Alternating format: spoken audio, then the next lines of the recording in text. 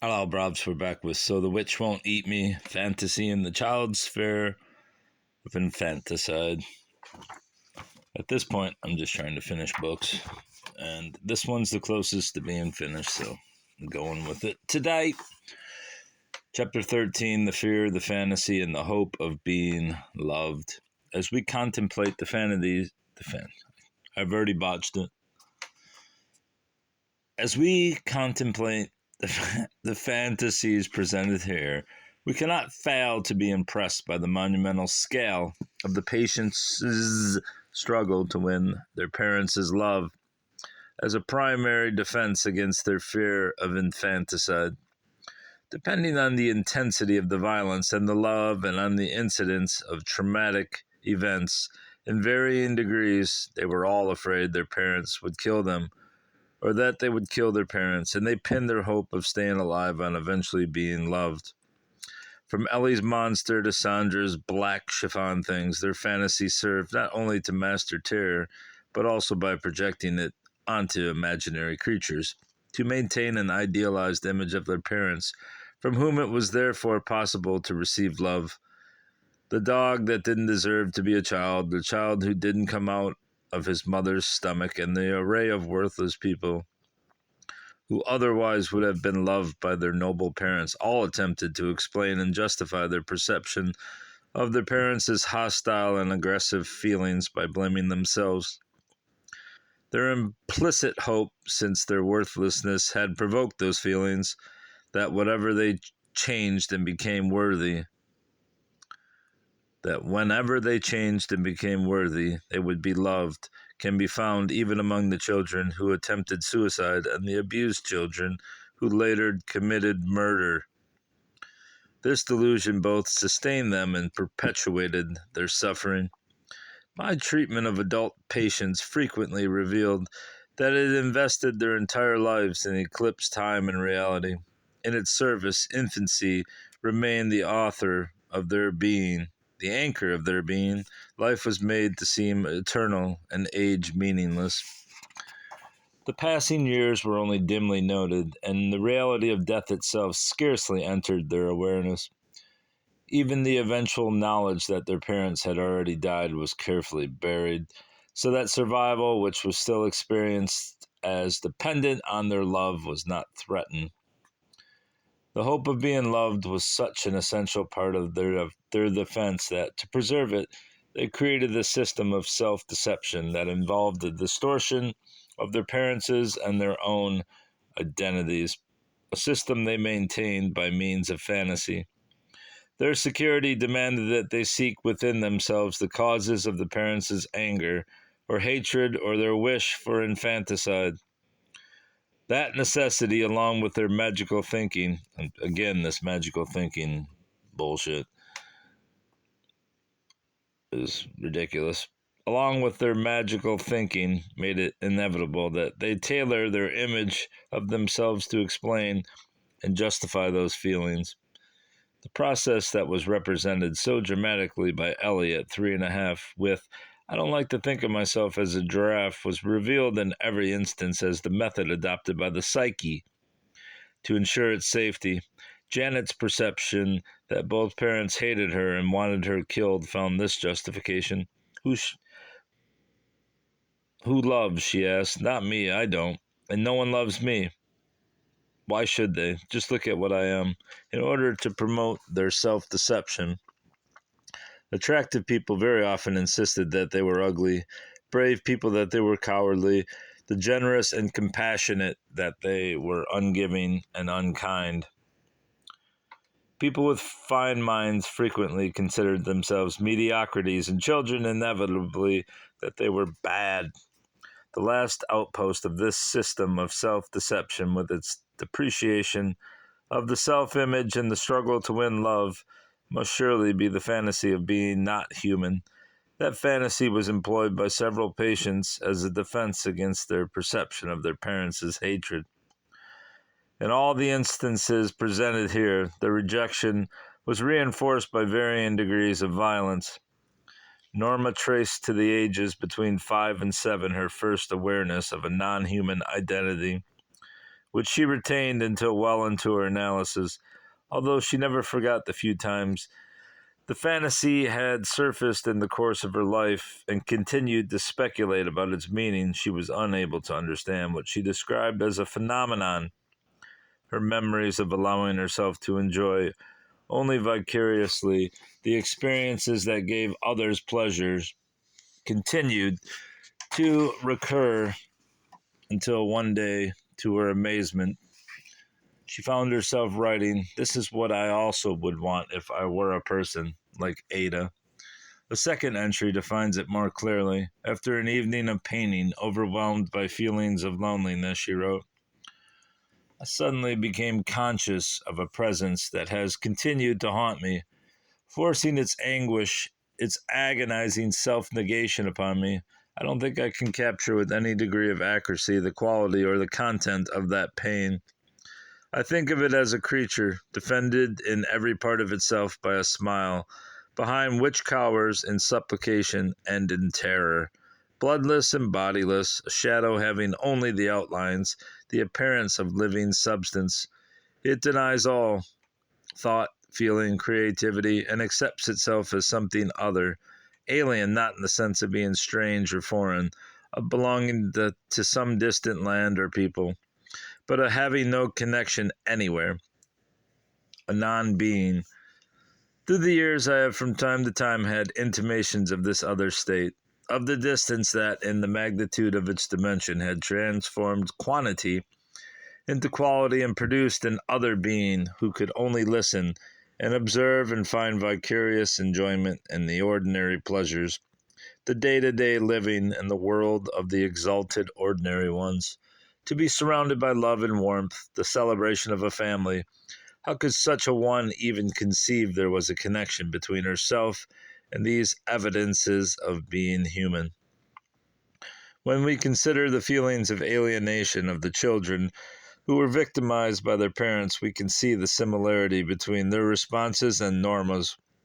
According to her report, the most important factors in establishing her non-human identity were the bottomless feeling of humiliation and the unalterable sense of helplessness that resulted from her brother's abusive treatment of her, which she felt had her mother's approval. Although Norma's fantasy of a non-human identity was confined to the unconscious until late in her analysis, in the case of Patty, a similar fantasy was acted out. As I recall, my first impression of her slapping her feet, robot fashion, as she proceeded down the hallway in the playroom, meanwhile maintaining a stream of chatter in a curiously high-pitched artificial voice, and then, once seated, bringing her nose down to a sheet of paper as though that were the normal distance for reading or writing. It seems clear that she was responding to her parents' treatment of her by acting out the identity that she felt explained and justified it. Her conviction that she was not human defended her against her fear of being killed by providing the hope that when she becomes human she would be loved.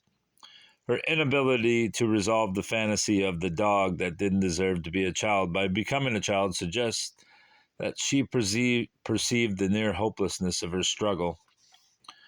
It is also possible that Bill Hirons, who was brutalized as a child and killed 3 people, was also acting out a non-human identity. That he experienced this himself as non-human is established in the following entry in his journal. "Just who am I? I begin to wonder, after all. I could be human as the rest are, but to myself I would laugh at such a thought. Others seem much more superior. In plain words, I think I am a worm. You goddamn nincompoop. Why the hell do you live is all I can wonder. You're one of the most unworthy persons I've understood to be able to live."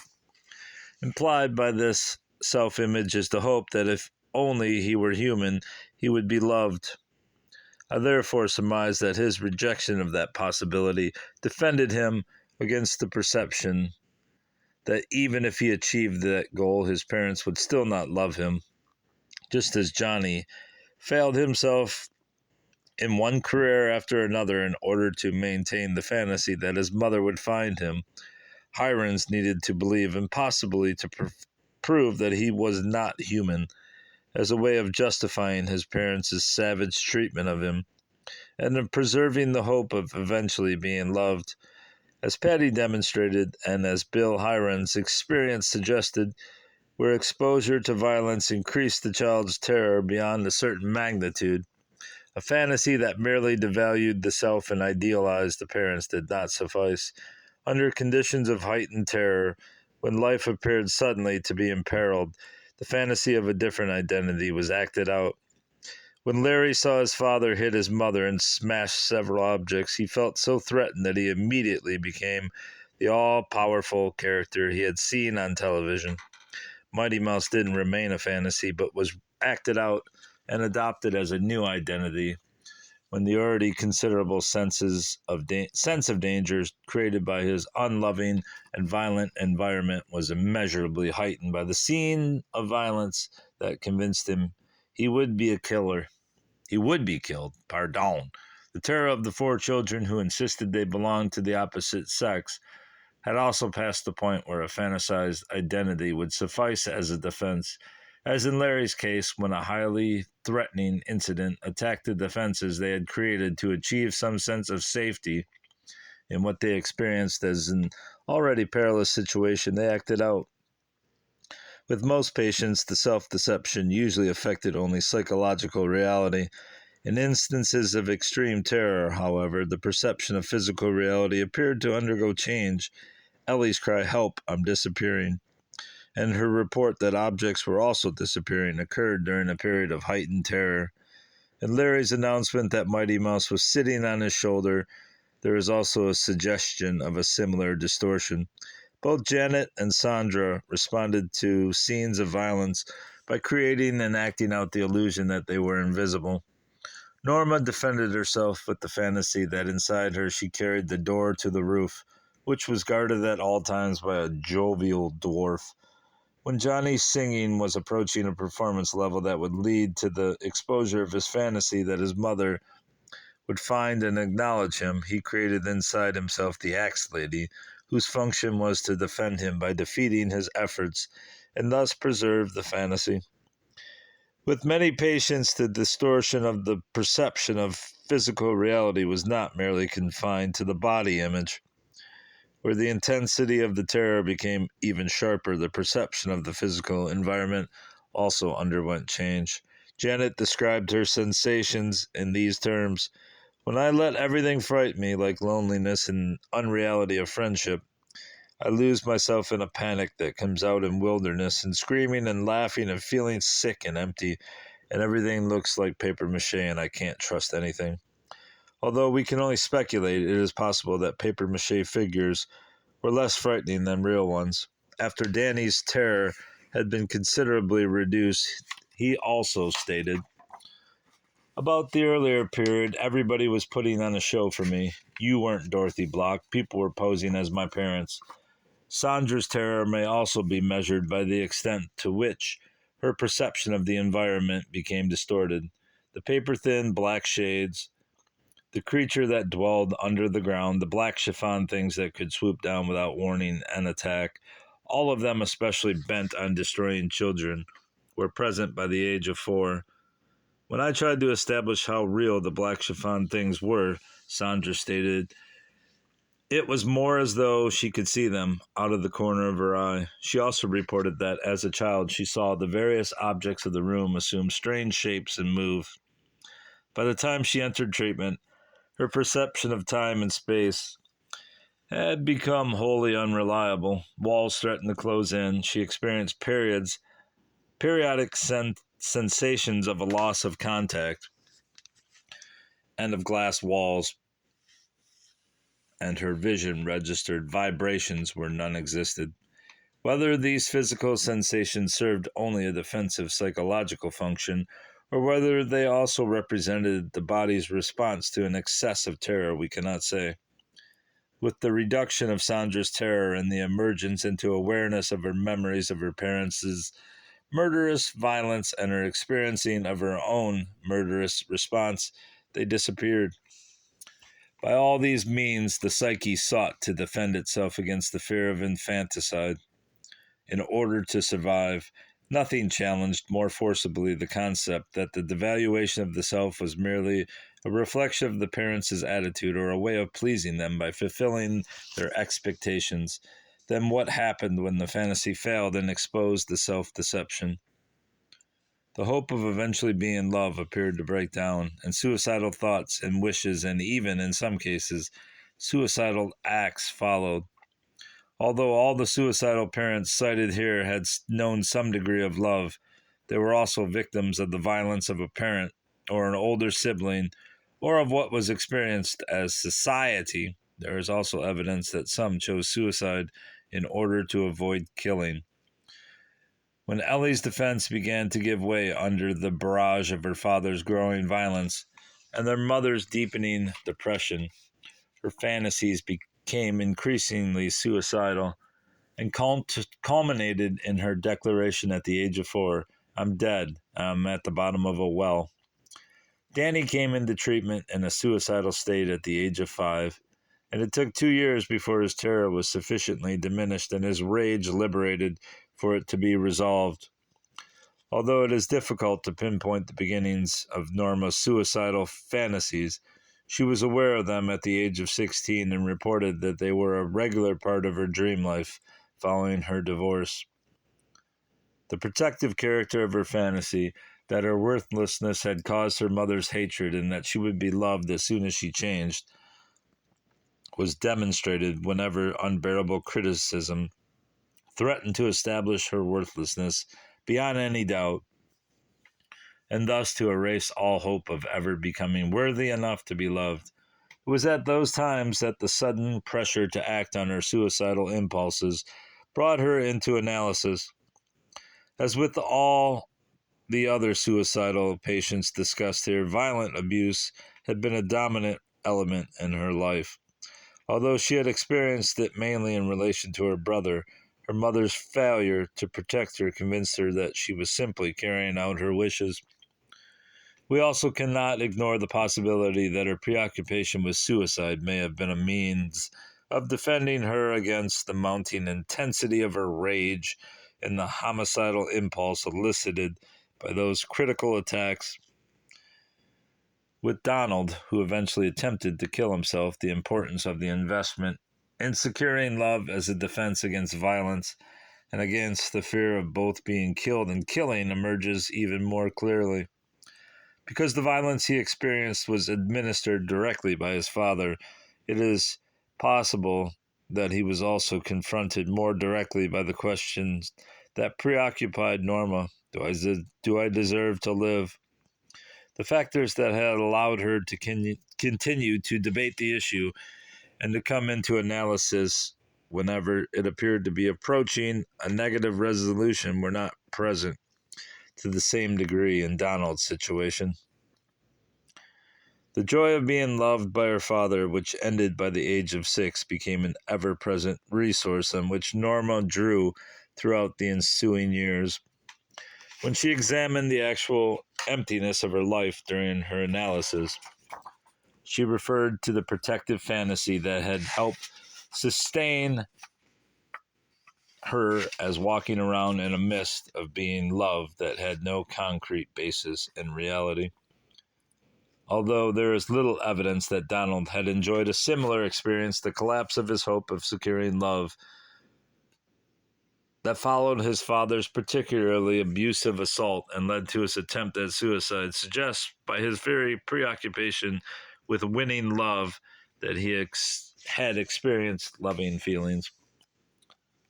I'm going to stop there because there's too many pages to go on. Actually, there's not.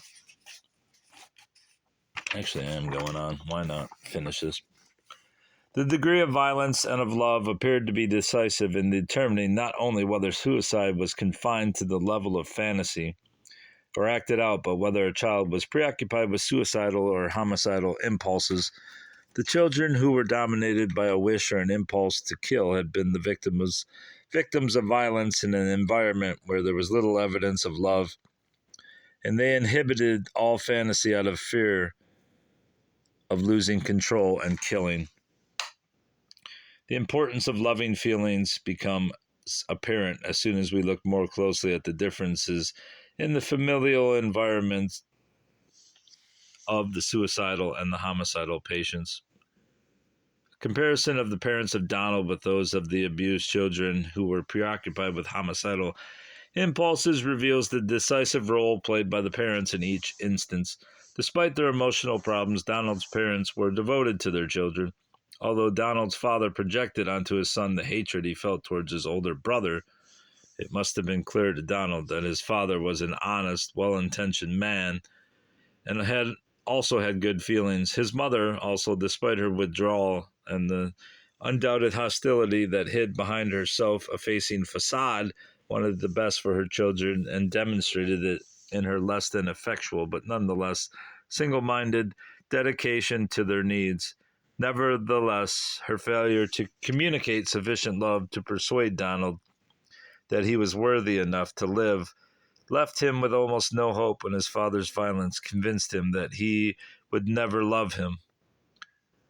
Since Donald's suicide attempt did not succeed, however, we can suspect that he had not given up all hope of being loved, and that being found in time may have been an unconscious part of his plan and represented a desperate last-ditch effort to win love. And, as it turned out, a very effective one. His parents were profoundly shocked, brought him into treatment, and examined with a view to changing their way of relating to Donald that could have precipitated his action. The parents of the abused children who were preoccupied with controlling homicidal impulses, on the other hand, had very different qualities and resembled in two respects the parents of the people who had actually committed murder.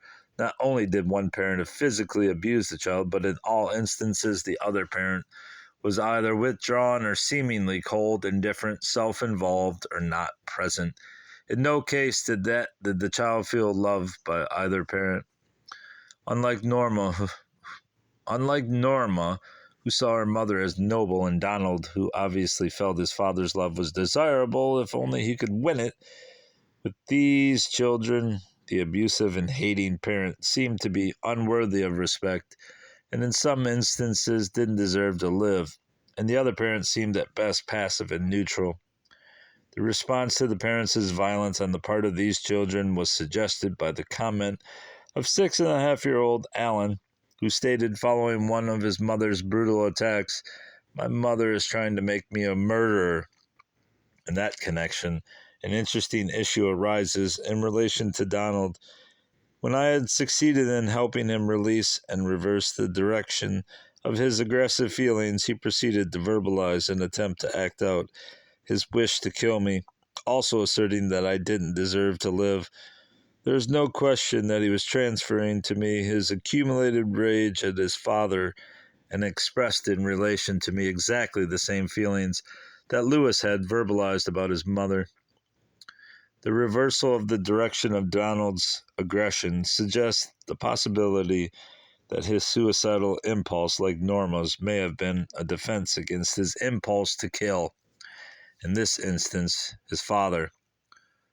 With other patients, I have encountered a similar phenomenon. 2 adult patients reported that following enraging contacts with their mothers, which apparently evoked in them a wish to kill, they became suicidal.